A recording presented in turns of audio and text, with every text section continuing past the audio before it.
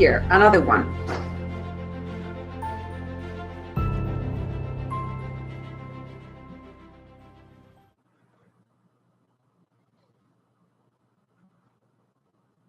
So this thing in the middle looks like a lymph node. Mm-hmm. Speak about it, like there are a few structures here, so we speak about. Yeah, the one in the middle. There is a few, like. There's the parotid gland on the top right, and we have like sometimes make a few small lymph nodes, and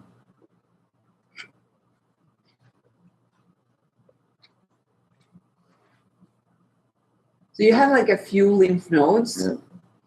And there is like 2 lymph nodes that are a little bit bigger, Yeah. And heterogeneous. Lymph node no collection. Yeah, it's lymphadenitis with early necrosis. Mm-hmm. So that's how it would look like. It's heterogeneous. You still have that kind of oval shape structures that, and the central hilum to help you to recognize the lymph node. And then it's heterogeneous. So that's why it's early necrosis. Then how to make the difference between that and malignancy can be tricky. Yeah, we discuss. Sometimes we can also discuss about say it's more round, and we said sometimes you have siltation or calcification, or if you put flow, you see a lot of flow inside, which is abnormal. And sometimes radiology-wise, they couldn't tell. They would tell you if it's this one, you still see like nice architecture, but if it's more necrotic, so and everything will be distorted. So I think radiology-wise, even radiology will tell you the differential diagnosis is between very atypical necrotic lymph node versus signs of malignancy, and you need to decide clinically what you're going to do. And then let's go back to the clinical scenario. Like, exactly. Yeah. And here again, I would say lymph node, no collection. You can say maybe there's early signs of like that, blah, blah, blah. But like, basically, it's lymph node without collection. Yeah. But you do see very well those beautiful little follicles. Follicles, yeah. They're shiny. So it's a nice example of follicles, meaning lymph node that is actively working. Sure, it's a bit big. Against something. So it's definitely a lymph node that is working hard.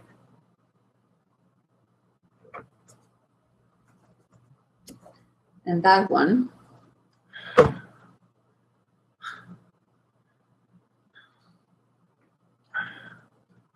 That's one I would say can rule out malignancy. Yeah, exactly. So it's more rounded. Yeah, it's more rounded, and we don't see like good architecture inside, and see something weird inside. Yeah, it's a bit more hyperechoic inside. But again, sometimes we've seen like necrotizing lymph node as well, like that, and then we go back to the clinical part. It is actually a lymphoma. But yeah, compared to the previous one where you had like it wasn't as hyperechoic. Here it's more hyperechoic and kind of cloudy. It looks like cotton a little bit. Yeah, right? Yeah. If you go back. That one's more organized. Yeah, exactly. You can still appreciate the architecture. The follicles are well defined. The follicles are like the hyperechoic. Hypoechoic structures.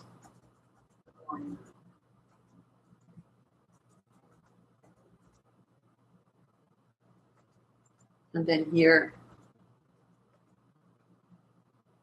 it's more kind of mix of hyper and hypoechoic things, but you cannot really appreciate a nice follicle.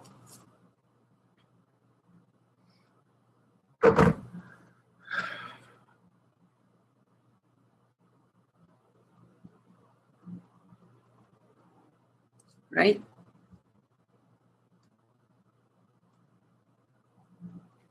And here, what is that? Still the neck. Yeah, it's still the neck. So we have a little bit parotid on top, and we have this structure with some straight lines, hyperechoic Yeah. lines inside. There is What's some the like scenario? Is it a child, a baby? it's a 10-year-old boy who comes in with sore throat, difficulty swallowing, fever. This is what this is. So those just follicles? Is it a peritonsillar abscess? This is a Yeah, tonsil? Yes. This is a tonsil, exactly. exactly, Yes, right. it is a tonsil. Yeah. So the tonsil, that's But we are with the linear probe. why not? Yeah. Why not? It's not so deep, you know. Yeah. Usually we use the phase array, but yeah, it looks like a tonsil, like those Yeah, straight lines. exactly. So inside, you have yeah. those straight lines Yeah. that are typical for tonsil. Then you have the kind of the bubbles of air that are the saliva next to it, and then the tongue. Where the your marker is the tongue. And then you have the tonsil, so with all those lines. And to the other side here now, by the end of the clip, you see that inside the tonsil, here you have some, you lose the architecture, and it's fluid filled, it's hypoechoic, and that is the abscess. So that is a nice technique to use, the ultrasound, to look for peritonsillar abscess. It can be tricky, and Nir was saying that usually we would use the phased array probe. You could argue, so you can use the phased array, you can use the curvilinear probe, but I do Or the linear probe. prefer the linear probe because I see the architecture better. The definition of the image is better, so I prefer using the linear probe, but then it can be difficult depending on how cooperative the child is and on the anatomy of the child. You cannot reach sometimes, just because your linear probe is big, you cannot really go. And then the perfect scenario would be to have an endocavitary probe, and then you actually go inside the mouth. So then you just do some local anesthesia and you go inside the mouth. But we do not. Kids won't. No, kids, like Adults barely impossible. tolerate that. Yeah, and exactly. Question, did you drain it, by the way? Oh, I didn't see that one. Like those No, images are not, Not yours. no, they're just like from our bank.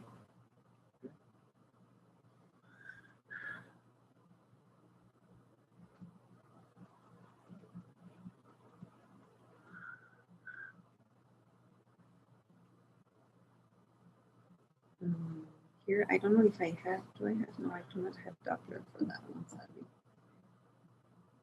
So here you have, Yeah. we go kind of back to the first pictures. So it's like fluid filled structures, hypoechoic content. On the right, top right. Yeah. So there's a lymph node like in the middle, and we're speaking about like the top right, Yeah, top right. like just next to the masseter muscle Mhm. over there. All right. Top right, and then kind of in the center underneath as well. You have like those fluid filled structures. Yeah. All right. It's Yeah. multiloculated.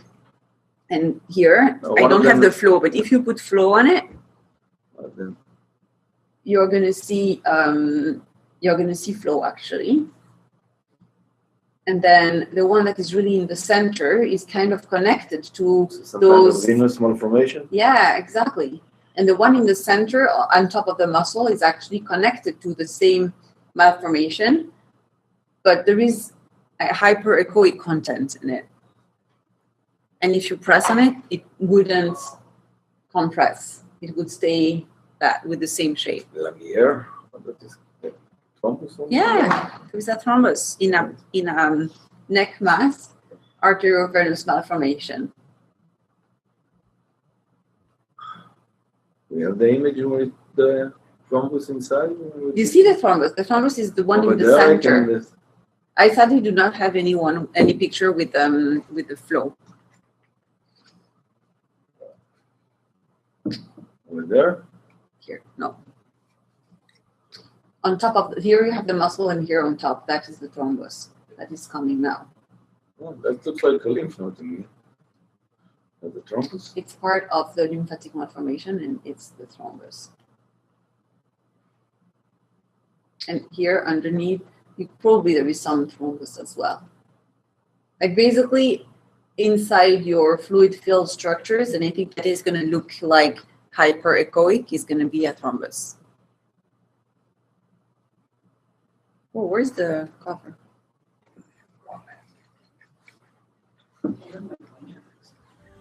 Yeah, I do have one as well, but I just